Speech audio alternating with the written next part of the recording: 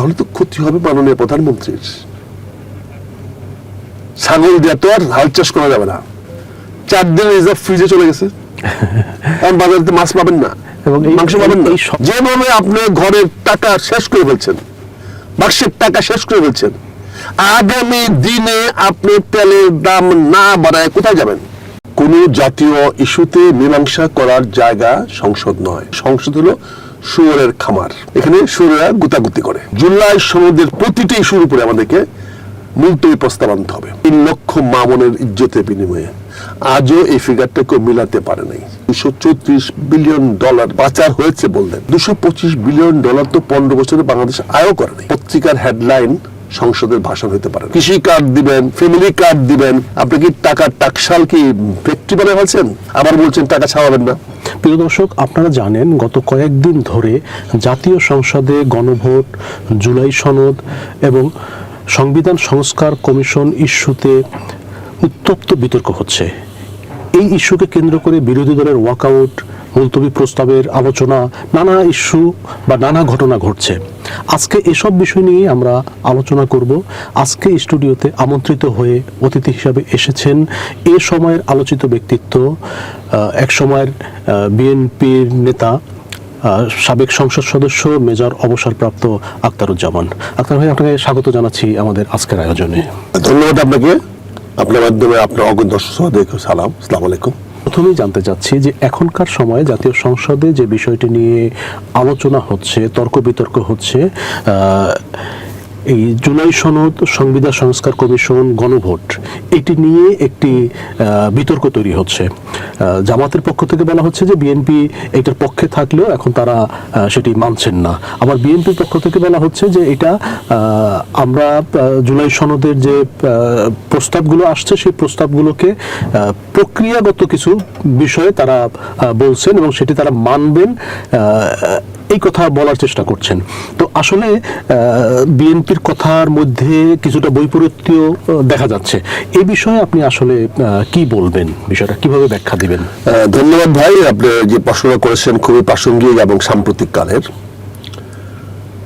আমি যেটা বিনয়ের সঙ্গে বলতে চাই, আমাদেরকে আগে বুঝতে, মানে আমাদেরকে মনে করি সংসদটা কি জিনিস। সংসদ তো কোনো ডিসপিউট সলভ করার জায়গা না, কোনো জাতীয় ইস্যুতে মীমাংসা করার জায়গা সংসদ নয়। সংসদ হলো সরকারকে একটা ভারসাম্য দেয়, যে সরকার যে পরিমাণ মেজরিটি সংসদে প্রতিনিধিত্ব করে সেই অনুযায়ী তার শক্তিটা ব্যবহৃত হয়। দুর্ভাগ্যক্রমে বিএনপি, আমি দুর্ভাগ্যক্রমে বলছি এই জন্য যেহেতু আমাদের পথ ছিল আমরা বেশি আসন পাবো, জামাত পায়নি। দুর্ভাগ্যক্রমে বিএনপি 2/3 মেজরিটি নিয়ে বর্তমান সংসদে আসছে। যেভাবেই হোক, আমাদের অনেক আপত্তি আছে, অনেক বিতর্ক আছে এ নিয়ে, কিন্তু এন্ড অফ দ্য ডে ফলাফল তাদের ফেভারে গেছে, 2/3 মেজরিটি নিয়ে সংসদে গেছে। এই সংসদ বিএনপি যা বলবে, যেভাবে বলবে, যা করতে চাইবে তাই হবে। বিরোধী দল যতক্ষণ পর্যন্ত না সরকারের সঙ্গে সমঝোতে আসবে, ততক্ষণ পর্যন্ত বিরোধী দলের কোনো প্রস্তাব তো দূরের কথা, ইভেন যে সংসদ দাঁড়িয়ে কথা বলতে পারবে কি পারবে না সেটাও নির্ভর করছে সরকারি দলের উপরে। হয়তো কথা বলতে দিবে 1 মিনিট, হয়তো 5 মিনিট কথা বলার দরকার, আপনি 2 মিনিট পরে বসায় দিবে। আপনি বলতেও পারবেন না যে আমাকে দেন নাই, আবার আপনি পুরো কথাটা বলতেও পারেন না। অর্থ সংসদ একটা অদ্ভুত জায়গা। এটাকে মসজিদুল খুব কর্কশ ভাষায় বলেছিল, যেটা গণতান্ত্রিক বিশ্ব প্রতিবাদ করেছিল। সে বলেছিল যে সংসদ হলো শুয়োরের খামার, এখানে শুয়োরেরা গুতাগুতি করে, সিদ্ধান্ত আসে না। সংসদের সিদ্ধান্ত প্রধানমন্ত্রী যা ভাবেন, যা চান, যেভাবে চান, সংসদ সেইভাবেই তাকে অনুমোদন দেয়। আমাদের আর্টিকেল 70 এটাকে আরো স্পষ্ট করে দিয়েছে। সরকারি দলে সংসদ সদস্যদের ওখানে যা কিছু কথা বলার মতো স্বাধীনতা যদি সংসদ নেতা দেয়, তাহলে কথা বলতে পারবে। যেমন দেখেন পার্থ কথা বলতেছে, তার কথা বলতে দিচ্ছে। এখানে জামাতের বিরুদ্ধে যে কোনো ভাষায় কথা বলার জন্য সরকারি দলে এমপিদেরকে সরকার সুযোগ দেবে। এমনকি মাঝে মাঝে গণতন্ত্রের একটা কি বলে এসেন্স দেখানোর জন্য সরকারি দলের এমপিদেরকেও বিতর্কমূলক কথা বলতে দেওয়া হবে। আজকে যিনি সংসদের স্পিকার চিফ হুইপ, তিনি কিন্তু সরকারি দলের থেকে সংসদে সরকারের বিরুদ্ধে অনেক কথা বলেছেন, কিন্তু তারপরে উনি আজকে সময়ের মাপে এসে বিএনপির সংসদীয় দলের চিফ হুইপ হয়েছেন। তো উনি কতটুকু হুইপিং করবেন তার এমপিদের উপরে, শুধু আওয়ামী লীগ জামাতের বিরুদ্ধে কথা বলবে না বিএনপির বিরুদ্ধে কথা বলার সুযোগ দিবে, এটা নির্ভর করবে সংসদ নেতার উপরে। যেই সমাধানগুলো হওয়া দরকার ছিল আগের থেকেই, সেই সমাধানগুলো হয় নাই। আমি একটা ছোট্ট একটা উদাহরণ দিতে চাই। দুইটা ভাইয়ের জমি নিয়ে দ্বন্দ্ব। এই জমির মালিকানা কি হবে এটা দুই ভাবে সিদ্ধান্ত নিতে পারে। একটা, যে ভাইয়ের শক্তি বেশি সে দখল নিয়ে তার জমিটা ভোগ সে করতে পারে, ছোট ভাই কিছু করার নাই বা বড় ভাই কিছু করার নাই, এক ভাই যে দখল দিতে পারবে শক্তি নিয়ে হবে। আরেকটা সিদ্ধান্ত আসতে পারে আদালত থেকে। আদালত যে রায় যাপকে রায় দিবে সে, কিন্তু আদালতের রায়টাও আবার ওই জমির উপরে শক্তি কার বেশি তার উপর নির্ভরশীল। আজকে যে সংসদে আপনি আসছেন, এই সংসদটা কিন্তু মাঠের একটা শক্তি ছিল, একটা শক্তির ভারসাম্য ছিল, সেখানে সবাই শক্তিশালী ছিল। এমনকি আজকে বিরোধী দলের ছোট অংশ যেটা সবচেয়ে, তারা মাঠে সবচেয়ে বেশি শক্তিশালী ছিল, সকল দল শক্তিশালী ছিল। কিন্তু আজকের বাস্তবতা কি? আজকে সংসদের ভিতরে তারা সবচেয়ে দুর্বলতম, তারা শুধু কথা বলতে পারবে, সিদ্ধান্ত নিতে পারবে, তারা জ্বালাময় বক্তৃতা দিতে পারবে, তাদের কথায় কেউ শুনবেও না, কর্ণপাত করবে না। আপনি পত্রিকায় বড় হেডলাইন করতে পারবেন, সিদ্ধান্ত হবে না। এই বাস্তবতাকে মেনে নিতে হবে। আপনি এখন আর সংসদে কোনো কিছুই আপনি দাবি করে আর আদায় করতে পারবেন না। আপনি মুলতবি প্রস্তাব কেন দিতে যাবেন? আপনি মুলতবি প্রস্তাব গ্রহণ করার পক্ষে আপনার তো জনমত আছে, কিন্তু সংসদে তো আপনার শক্তি নেই। এখানে আপনি বলতে পারেন যে আমি এটা দিয়েছি, সরকার এটাকে বিরোধিতা করে সরকার অবস্থানটা পরিষ্কার করুক। ভেরি গুড ট্যাকটিক্স, এটা খুবই সুন্দর কৌশল, আমি এটার সঙ্গে একমত। আপনি অনবরত এরকম প্রস্তাব দিয়ে যান, যে প্রস্তাবগুলো সরকারি দল প্রত্যাখ্যান করুক ভোটের মাধ্যমে।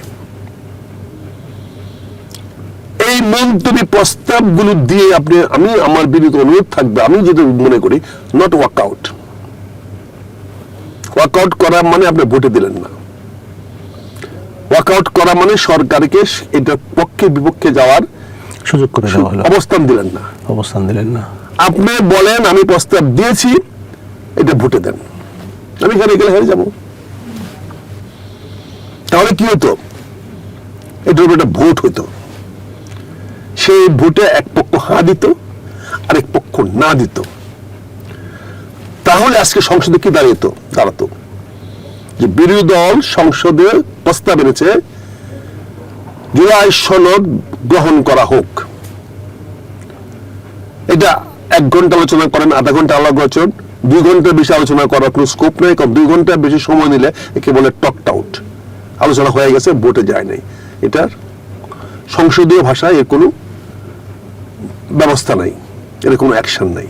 তা আপনাদেরকে বলে সরাসরি এই আমার প্রস্তাবটা কি, জুলাই সনদ যেটা আমরা দস্তখত করেছি এইটা এই মহান সংসদে গ্রহণ করা হোক। প্রশ্ন ভেরি ক্লিয়ার। এখন স্পিকার এটাকে ভোটে দিতে হবে। ভোটে দিলে সাহেব বা বিরোধী দল বলবে হ্যাঁ,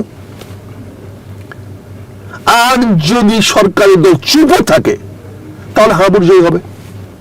কিন্তু এই জায়গাতে এই যে সংসদে এখানে তো ভোটের দেওয়ার জায়গাতে সংসদ আসে নাই।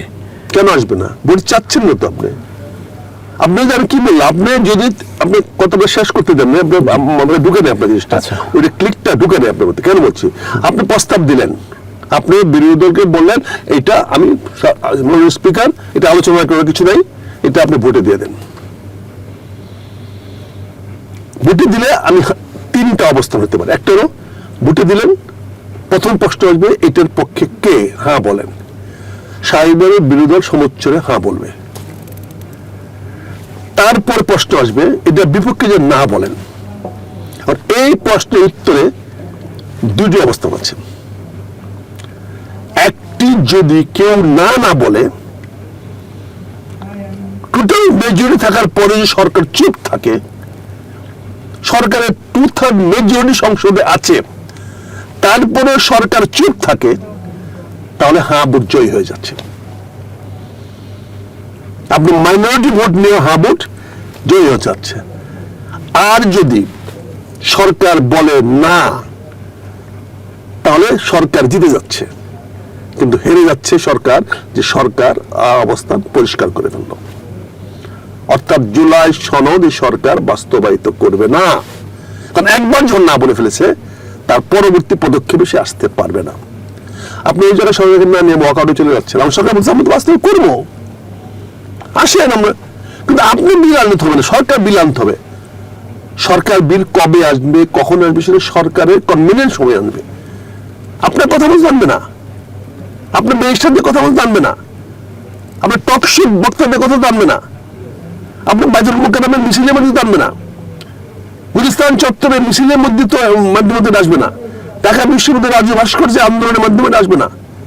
এটা আসবে সরকার যখন বলবে।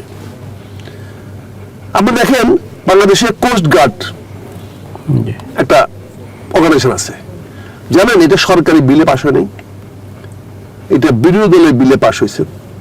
এই নুরুল ইসলাম মনি, উনি একটা বিল আনছিল কোস্ট গার্ড করার জন্য। ওই দিন ওই সেশনে সরকারি দলের সদস্য ছিল মাত্র 15 জন উপস্থিত, আওয়ামী লীগের সদস্য ছিল 60 জনের চেয়ে বেশি উপস্থিত। সব ভোটে বিরোধী দল জিতে গেছে।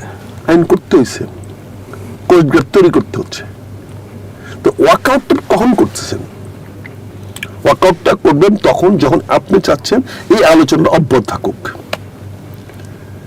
আমি এখন বাধা দিলাম, চলে গেলাম, আবার আসবো, আবার বাধা দিব। অর্থাৎ আপনি বাধাটা কন্টিনিউ করবেন। বাধাটা কি 5 বছর কন্টিনিউ করবেন আপনি? এটা যদি আপনার স্ট্র্যাটেজি হয়ে থাকে, আমার তো দলীয় সিদ্ধান্তের ব্যাপারে কথা বলার তো আমার কোনো অধিকার নেই, ক্ষমতা নেই। কিন্তু আমি যেহেতু প্রশ্ন করলেন, যদি বললাম যে এখানে আমাদেরকে একটা স্ট্র্যাটেজিক্যাল প্ল্যান তৈরি করতে হবে।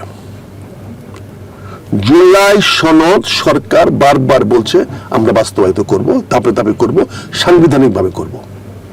এখানে সরকারকে ভুল ধরার কোনো সুযোগ আপনার নাই। সরকারের ইন্টেনশন দেখে আপনি সন্দেহ করতে পারেন, কিন্তু সরকার কোনো ভুল বলে নাই। তাহলে বিরোধী দল যারা ওয়াকআউট করলো, জামাত ইসলাম, তারা ভুল করেছে কিনা এটা তো দৃষ্টতা হবে, আমার ভুল করেছি না, কিন্তু আমি মনে করি এটা সুবিবেচিত হয় নাই। এখানে আমাকে সরাসরি যেতে হবে, জুলাই সনদের প্রতিটি ইস্যুর উপরে আমাদেরকে মুলতবি প্রস্তাব আনতে হবে,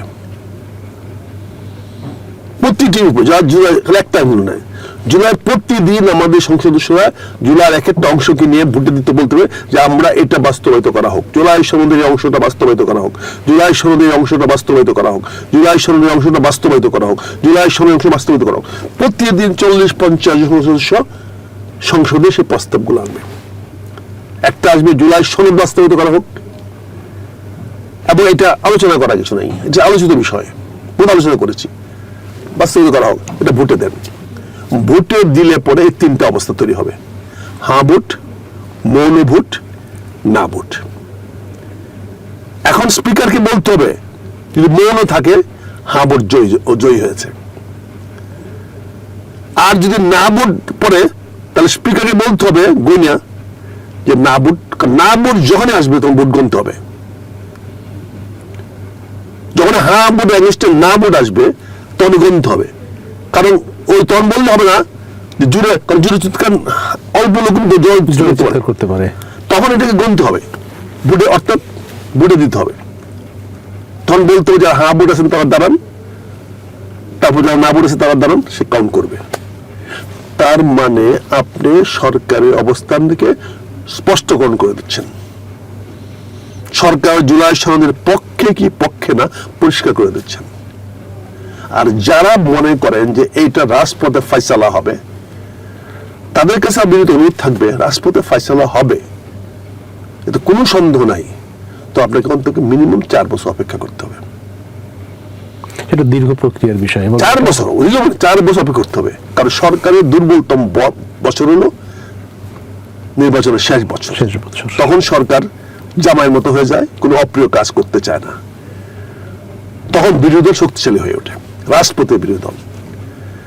আর 4 বছর সরকার যদি চলে যেতে হয়, তাহলে আপনাকে আগে বলে দিতে হবে যে আমরা এই 4 বছর কিছু বলবো না, 4 বছর অপেক্ষা করবো, আপনি কাজগুলো করেন, দেশের মানুষের কল্যাণ করেন, ভালো করেন, আর এগুলো বাস্তবায়িত করেন, না হলে কিন্তু আমরা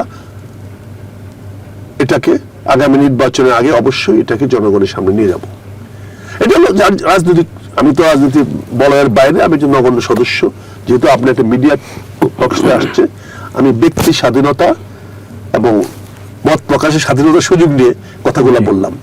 কোনো অবস্থাতে দলীয় সঙ্গে কন্ট্রাডিক্ট করে আমারটা বাতিল বলে গণ্য করবেন, আমার বক্তব্যটাকে বাতিল বলে গণ্য করবেন, আমার দলে যে সিদ্ধান্ত হবে এটাই আমি মান্য করব। আচ্ছা, আর একটা বিষয় যে আওয়ামী লীগ আমলে বা ফ্যাসিস্ট আমলে 234 বিলিয়ন ডলার বাংলাদেশ থেকে পাচার হয়েছে বলে গতকালকে প্রধানমন্ত্রী সংসদে প্রশ্নোত্তর পর্বে উল্লেখ করেছেন।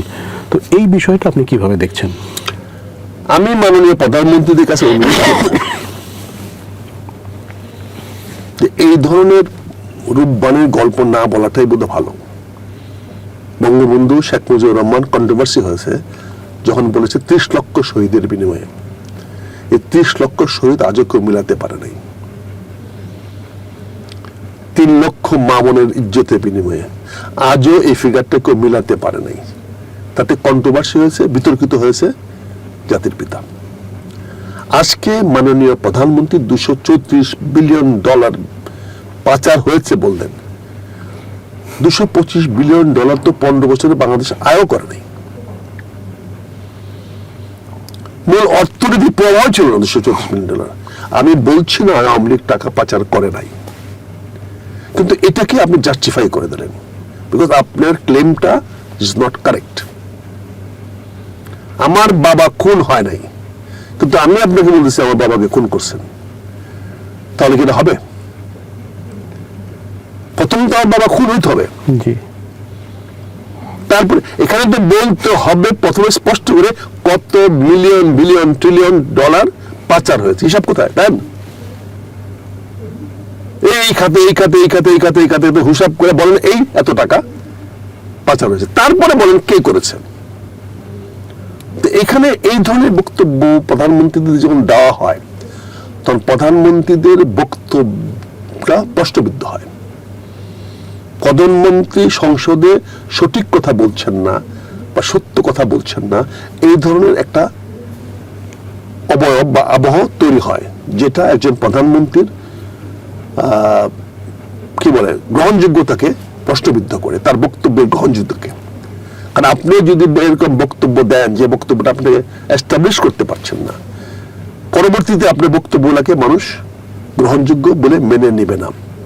আমি বিনীত অনুরোধ করব যে সম্ভব হইলে মাননীয় প্রধানমন্ত্রীর কাছে অনুরোধ করব, যারা আপনাকে 234 মিলিয়ন ডলারের হিসাবটা দিয়েছে তাদেরকে আপনি ধরেন, তাদের কাছ থেকে পাই পাই হিসাব নেন, কোন কোন খাতে কেমনে 234 মিলিয়নে পৌঁছলেন, এই ফিগারটাতে আপনি কেমনে পৌঁছলেন, এটা ব্যাপারে আপনি স্যাটিসফাইড হন।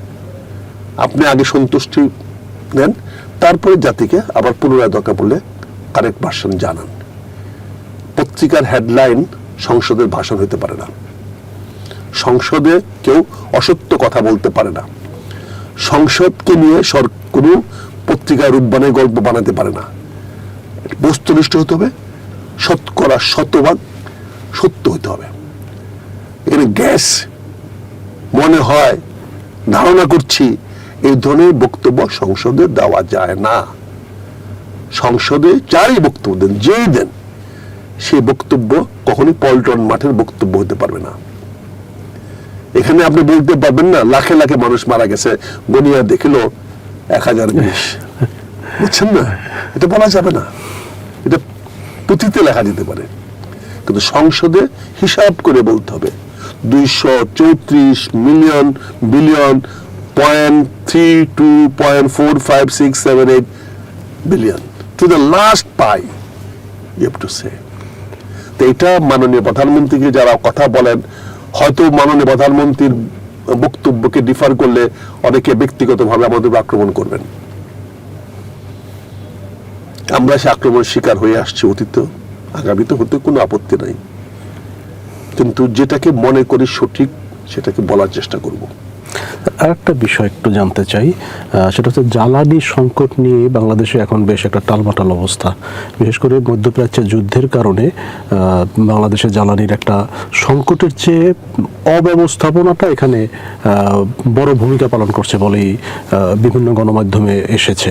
তা আসলে এই সংকটটা বা এই যে ব্যবস্থাপনাগত একটা সমস্যা তৈরি হলো, এই বিষয়টাকে আপনি কিভাবে মূল্যায়ন করবেন?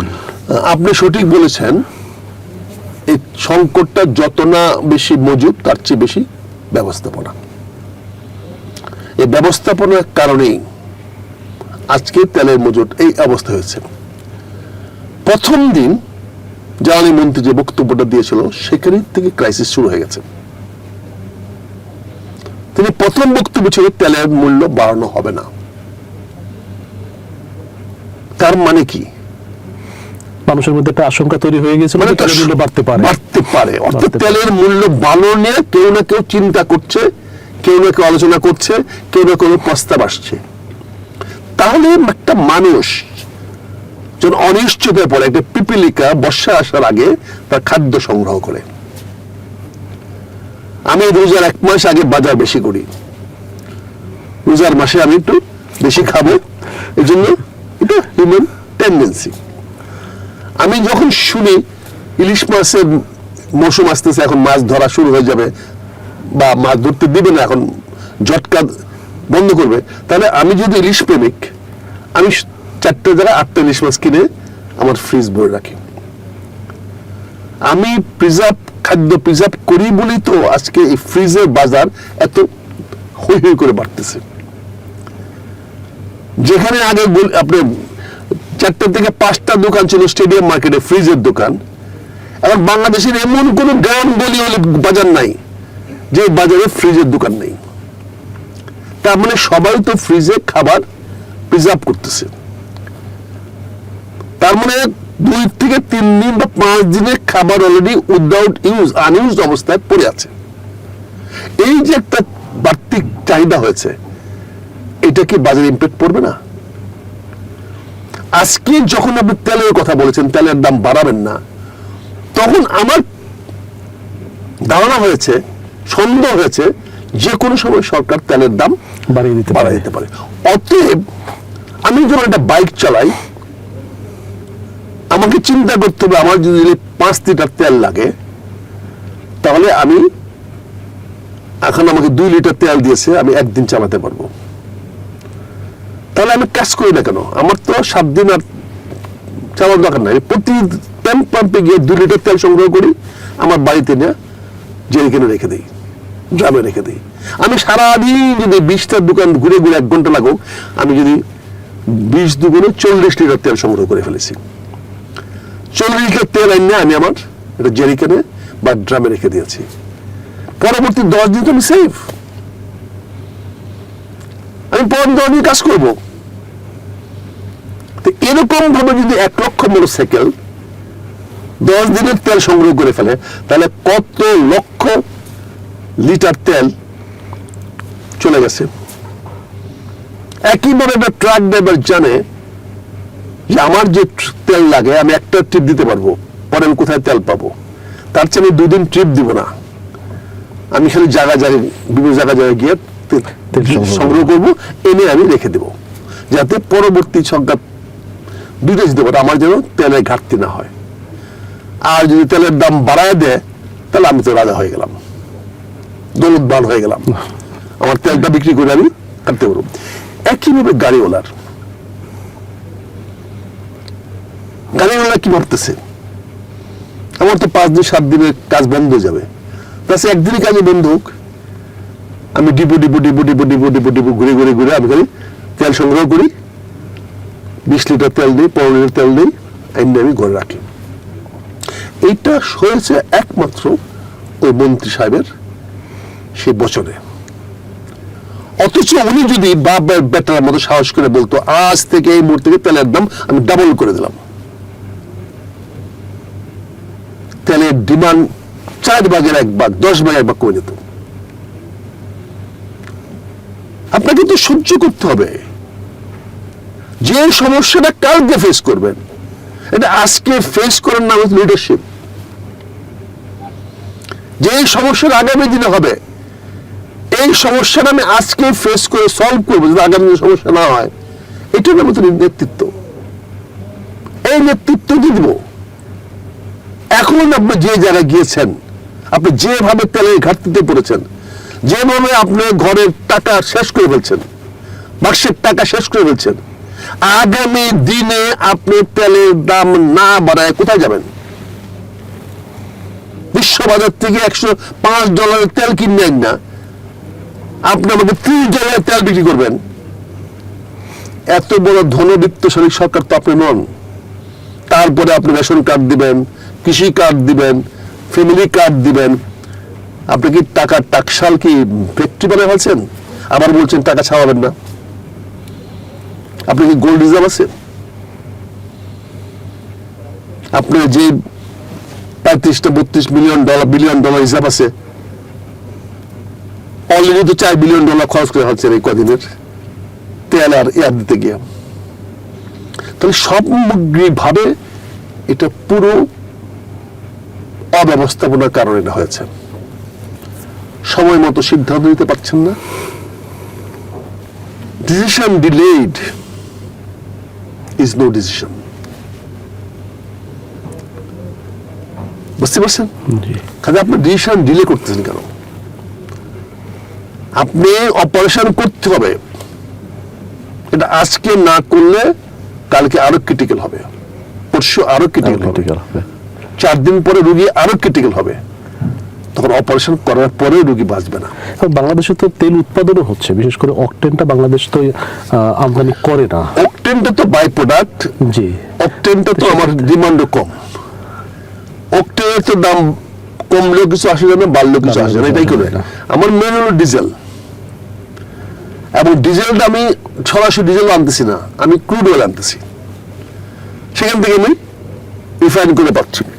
কিন্তু এখন এই প্রসেসটা নাই। এখন কি হচ্ছে, অলরেডি ওই যে বললাম 4 দিন রিজার্ভ ফ্রিজে চলে গেছে, কারণ বাজারে মাছ পাবেন না এবং মাংস পাবেন না। এই সংকটটা ভাই সারা দেশে যে এই যে বিভিন্ন তেল পাম্পগুলোতে যে সংঘর্ষ বা বড় ধরনের একটা যানজট আমরা দেখতে পাচ্ছি, এটা মূলত এই ব্যবস্থাপনার কারণেই হচ্ছে। দেখেন টেলিভিশনে এক মনিরুল ইসলাম নামের জয়েন্ট সেক্রেটারি দিয়ে আপনি তেলের ব্যাপারে ব্রিফিং দেওয়াচ্ছেন, প্রেস কনফারেন্স করাচ্ছেন।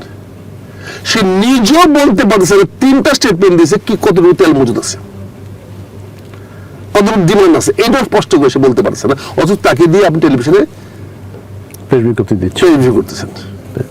মন্ত্রী না, সচিব না, ডিজি পেট্রোলিয়াম কর্পোরেশন চেয়ারম্যান না, বুঝছেন না, জয়েন্ট সেক্রেটারি না, তাকে দিচ্ছেন। এবং সে ফিগারটা বলতে পারছে না, সুন্দর চেহারা, বোঝা যাচ্ছে যে পাওয়ার সাইকেলের লোক, বুঝছেন না, ক্ষমতার লোক।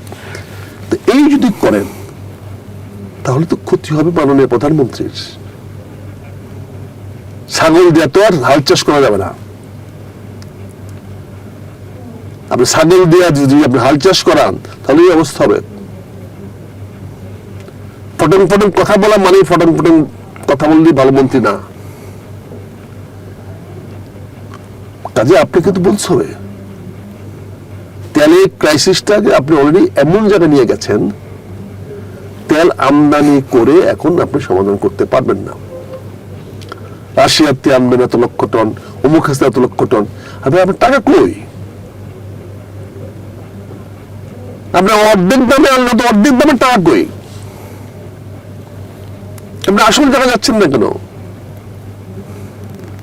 এবং এই তেল যদি এই মূল্য রাখেন, অলরেডি ইন্ডিয়ার তেলের দাম আমার বেশি হয়ে গেছে, তাহলে তেল তো থাকবে না আপনার দেশে, পাচার হয়ে যাবে। আপনার ড্রাম দিয়ে আনতে, পাইপলাইন ইন্ডিয়াতে তেল আনতেছেন আর জেনে কিন্তু চলে যাচ্ছে।